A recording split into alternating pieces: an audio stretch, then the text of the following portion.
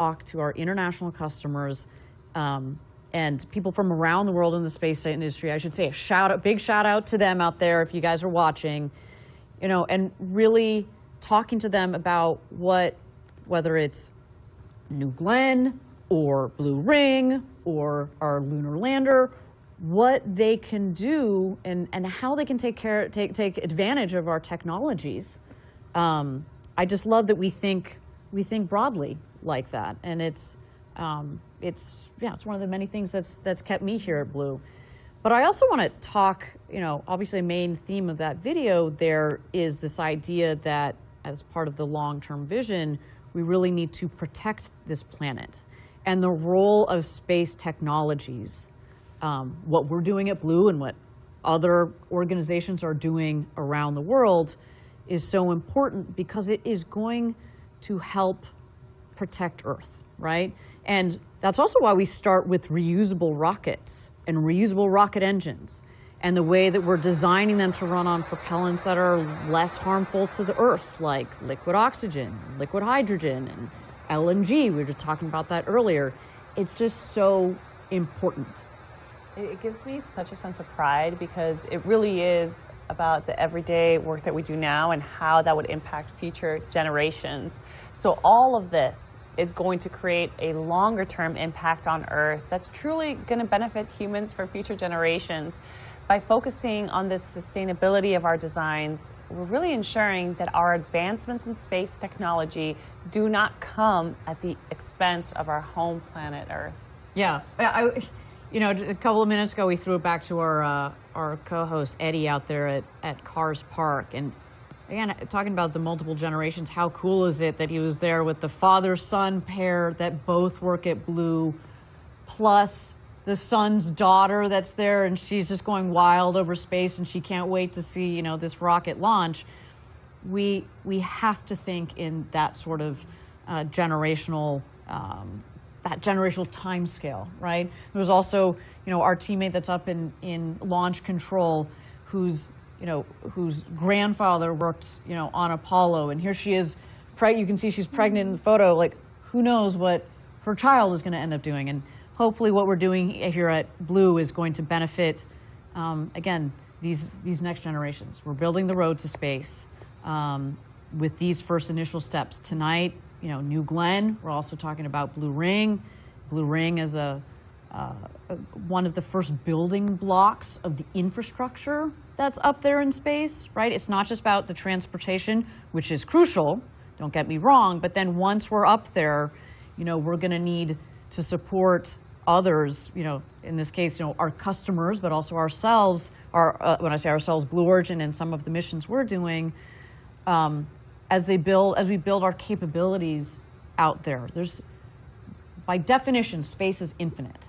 And so if we can take advantage of that, and if we can put things up there that will help us take advantage of that, I mean, for the benefit of Earth. For the benefit of Earth, the future is bright. Okay, with that, we are T-minus 16 minutes and 40 seconds to go until launch. Our teams continue to get aligned. They're working on a couple of issues. This is our first launch. They need that extra time. We're going to give it to them because otherwise speaking, this team is ready to rock and roll, and that rocket there looks chilled in and ready to go to space. So with that, let's continue to check out New Glenn on the pad, ready for NG1.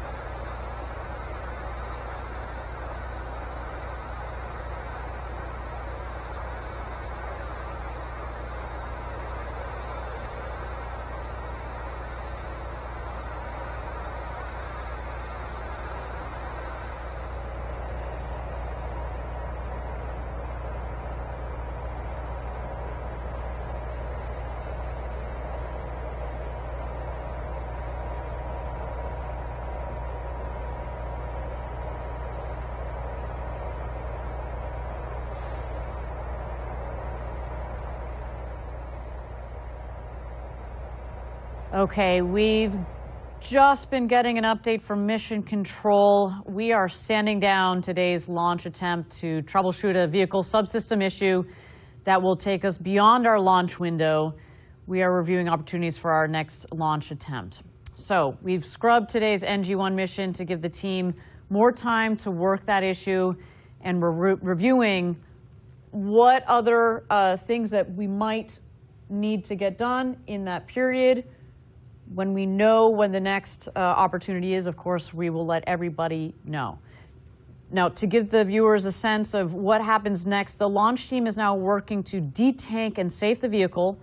From there, we're going to assess, as mentioned, what other things we might want to get done in our downtime, and that is what's going to guide when the next launch opportunity will be. Follow us on social media. That's the way to stay up to date on announcements for that next launch attempt. We do want to thank you for joining us. We can't wait to get right back here for our next launch attempt. Stay tuned. Gradatum Ferociter.